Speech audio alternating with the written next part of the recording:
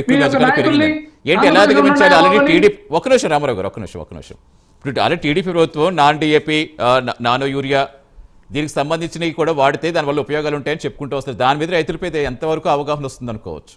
అంటే ఇలాంటి ఇప్పుడు రైతులకు సంబంధించిన అవగాహన కల్పించడం కానీ వారి మంచి పంట రావడానికి కావాల్సినటువంటి అన్ని రకాల ఎడ్యుకేషన్స్ ఈ రోజున అంకిత భావంతో పనిచేస్తా ఉన్నాం. అంకిత భావంతో పనిచేస్తూ రైతుల మెప్పు పొందేటువంటి ప్రయత్నం చేస్తా ఉన్నాం.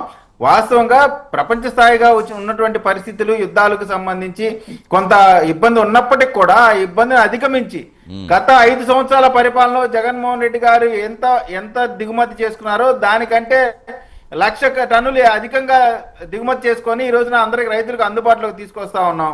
ఎవరికి కూడా ఇబ్బంది లేకుండా చూస్తా ఉన్నాం. ఈ వాస్తవం జగన్మోహన్ రెడ్డి గారికి తెలుసు, వైఎస్ఆర్ కాంగ్రెస్ పార్టీకి కూడా తెలుసు. నిజంగా యూరియా కొరత ఉంటే ఇప్పటికే వాళ్ళు రేపు ఓటేసే సమయంలో వీళ్ళు ఏమడగాల, ఏం డిమాండ్ పెట్టాలా? మాకు యూరియా కొరత ఉంది, ఆ యూరియా ఇస్తేనే మీకు ఓటేస్తామనాలా? అంటే ఇక్కడ యూరియా కొరత లేదు, కేంద్రం రాష్ట్రం అత్యద్భుతంగా పనిచేస్తా ఉంది కాబట్టి ఇక్కడ ఏ సమస్య లేదు అనేటువంటి వాస్తవాన్ని వైఎస్ఆర్ కాంగ్రెస్ పార్టీ స్పష్టత చేసింది. గతంలో ఏం చెప్పాడు జగన్మోహన్ రెడ్డి గారు? నాకేముందబ్బా, ఆ పార్టీ స్పెషల్ స్టేటస్ ఇస్తే ఆ పార్టీకి మద్దతు ఇస్తా అన్నాడు. మరి ఇప్పుడు యూరియా కొరత ఉంది అంటున్నాడు కదా, మరి యూరియా కొరత ఉంటే కేంద్రానికి ఇప్పుడు మద్దతు ఇస్తున్నాడు కదా, నా టర్మ్స్ అండ్ కండిషన్స్ ఇవని చెప్పొచ్చు కదా. కాబట్టి ఇక్కడ ఎక్కడ కూడా రైతులకు సంబంధించిన ఏ ఇబ్బంది లేదనేటువంటి అంశం జగన్మోహన్ రెడ్డి గారికి తెలుసు. కాకపోతే ఏంటంటే ఏదో ఒకటి సౌండ్ చేయాలి కాబట్టి మేము ఉన్నాము, రేపు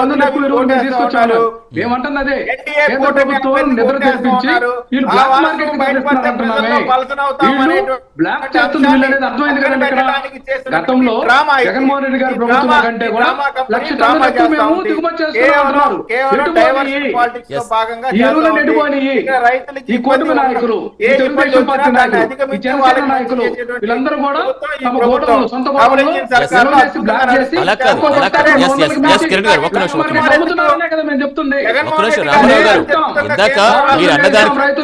మీరు అన్నదానికి రవికిరణ్ గారు చాలా క్లారిటీగా చెప్పినట్టుగా అనిపిస్తుంది. ఒక్క నిమిషం రామారావు గారు మీరు ఏదైతే బ్లాక్ మార్కెట్ అని చెప్తున్నారో కాదు, భాగవతాన్ని బయట పెడతాం.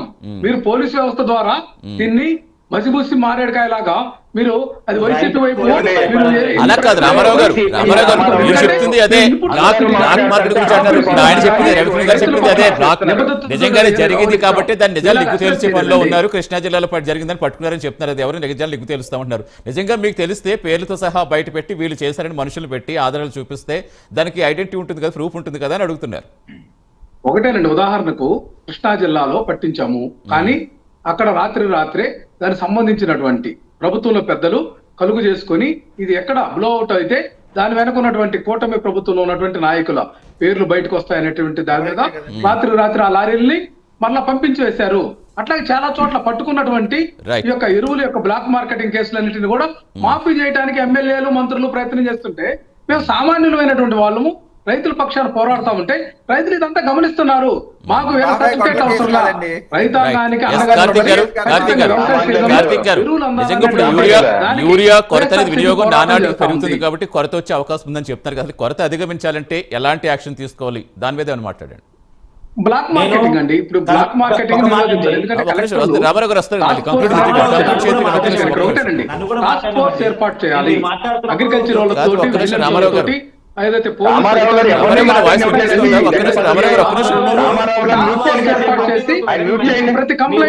కాదు రామారావు గారు ఒక్క నిమిషం సార్ చెప్తారు కానీ ఒక్క నిమిషం మాట్లాడతారు కానీ మీరు కంక్లూషన్ కార్తీక్ గారు ఒక్క నిమిషం రామారావు గారు వాయిస్ మీకు వినిపిస్తోందా?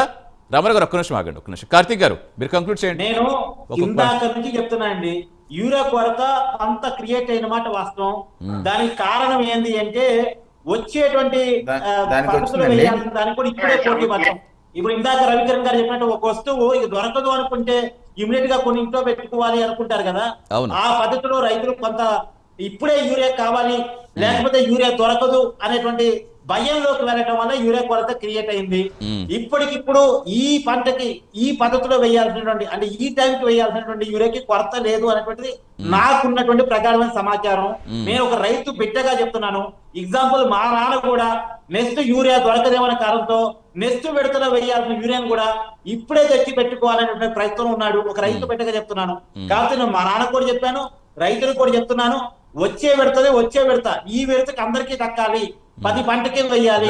నిజానికి యూరియా కొరత వచ్చింది ఆగస్టు 20 ఆ టైంలో వచ్చిందండి. ఆ టైంలో ఆంధ్రప్రదేశ్ రైతులు ఇబ్బంది పడ్డమాట వాస్తవం. ఆ ఇబ్బందిని ఈ రోజు అధిగమించిన తర్వాత ఈ రోజు యూరియా కొరత అంటే ఏంది? అసలు నిజంగా రైతు ఇబ్బంది పడే టైంలో ఎవరూ మాట్లాడలేదు, నిజంగా రైతులు మాత్రమే మాట్లాడారు. రైతులు మాత్రమే కొంత అల్లాడిపోయారు, బయటకు వచ్చారు, ప్రభుత్వం చేసుకుంది, అధిగమించే ప్రయత్నం చేసింది. జర్నలిస్ట్ గారు మాట్లాడింది ఒక్క నిమిషం వస్తాను రామారావు గారు, ఒక్క నిమిషం కొంచెం రాజకీయంగా వద్దు, ఒక్క నిమిషం. అసలు ఈ సమస్యకి పరిష్కారం ఏంటి? దీర్ఘకాలిక ఎలాంటి చర్యలు చేపట్టాలి? రవికిరణ్ గారు ఎలాంటి చర్యలు చేపడితే బెటర్? ఎందుకంటే పార్టీలకు అతీతంగా అన్ని పార్టీలకి రైతుల మీద బాధ్యత ఉంటుంది. వైసీపీ పార్టీ వాళ్ళు ఎవరు మాట్లాడినట్లేదండి, దయచేసి ఆయన మళ్ళీ రామారావు గారు వస్తాను మీ దగ్గర తీసుకుంటాను ఫైనల్ గా. నేను ఒక్క నిమిషం అంటే అసలు సమస్య పరిష్కారం ఏంటి? అసలు ఈ సమస్య యూరియా కొరత లేకుండా ముందు ఎలాంటి చర్యలు చేపడితే రైతులు ఇబ్బంది పడకుండా ఉంటారు అనేది మనకు కావాలి. ఇప్పుడు ప్యానెల్లో ఉన్నటువంటి వ్యక్తులు బాధ్యతాయుతంగా మేము మాట్లాడాం. ఎనలిస్ట్ గారు చాలా బాధ్యతాయుతంగా చెప్పారు. ఆయన చెప్పింది అక్షర సత్యం.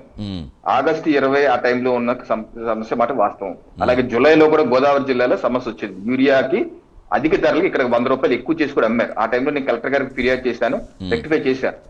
అయితే ఈ రోజు 2014 ముందు ఒకసారి చూసుకుంటే యూరియా షాపుల ముందు రైతులు బారు తీలి తుపాకీ ఫైరింగ్లు అయ్యి రైతులు చనిపోయిన సందర్భాలు గతంలో చాలా చూసేవాళ్ళం. అలాంటిది 2014 తర్వాత అటువంటి సీన్స్ మనం చూడలేదు, అటువంటి బాధాకర చూడలేదు. ఎందుకు చూడలేదంటే యూరియాకి నరేంద్ర మోడీ గారి రంగాలే neem coated urea, neem coating ఇచ్చారు. వేపపోత యూరియా ఇవ్వగానే బ్లాక్ మార్కెటింగ్ అంతా అయిపోయింది. ఈ 11 సంవత్సరాలుగా మనం ఎప్పుడు ఈ సమస్య చూడలేదు. ఇప్పుడు ఈ సమస్య ఎందుకు వచ్చిందంటే ముఖ్యమంత్రి గారు చెప్తున్నారు, కొంతమంది ఆగస్టు 20 ఆ టైంలో కొంతమంది బ్లాక్ పీపుల్ తయారయ్యారు, వాళ్ళ మీద కేసులు పెట్టాను. సో నేను ఇప్పుడు ఈ క్షణంలో సమస్య లేదు, విజ్ఞప్తి చేస్తాను. ఈ రోజు ఈ క్షణంలో సమస్య లేదు, భవిష్యత్తులో కూడా సమస్య లేదు. ఎందుకంటే మొత్తం అన్ని స్టాక్స్ రెడీగా ఉన్నాయి. రబీకి కూడా 10 లక్షల టన్నులు రెడీగా ఉంది. అది రబీ కోసం ఇప్పుడు నుంచి రబీ కోసం ఇప్పుడు నుంచే కొనద్దు మీరు.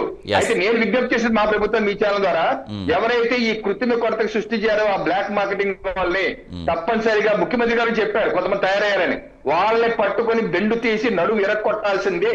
ఎందుకంటే 11 సంవత్సరాలు లేని సమస్య ఇప్పుడు వాళ్ళ వల్ల సృష్టించబడింది. అది ఎవరి వల్ల వచ్చినా సరే వాళ్ళని తీయాల్సిందే. కిరణ్ గారు మీరు కంక్లూడ్ చేయండి. కిరణ్ గారు, అందరి ఎయిమ్ మాత్రం రైతుకి మంచి జరగాలనేటువంటిది కూటమికి సంబంధించిన అందరం కూడా ఆ కార్యక్రమంలో ఉన్నాం.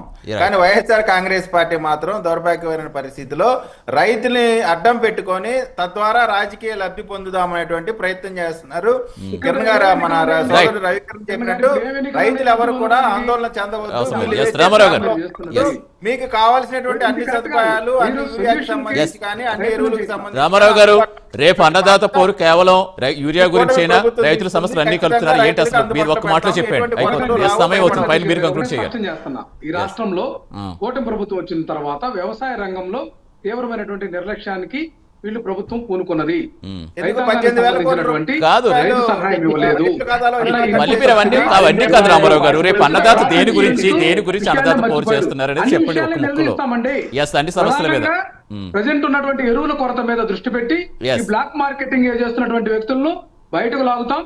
ఖచ్చితంగా వాళ్ళ యొక్క విషయాలను బయట పెట్టడం. ఇది రైతుల సమస్య కాబట్టి ఏ పార్టీ అయినా బాధ్యతాయుతంగా ఉంటే మంచిదనేది జనరల్ గా ఒపీనియన్. అంటే ఎందుకంటే రైతుల సమస్య కాబట్టి అన్ని పార్టీలు రైతులు ఉంటారు. ఇది పార్టీలకు సంబంధించిన విషయం కాదు. రైతులు అన్నదాతే మనకి ముఖ్యం కాబట్టి అన్నదాతను కాపాడుకోవాల్సిన అవసరం ఉంది. కాబట్టి ఇలాంటి కొరతలు లేకుండా, ఇలాంటి కొరతలు సృష్టించకుండా అందరూ బాధ్యతాయుతంగా మనం కోరుకుందాం sir. Thank you so much Ravikiran.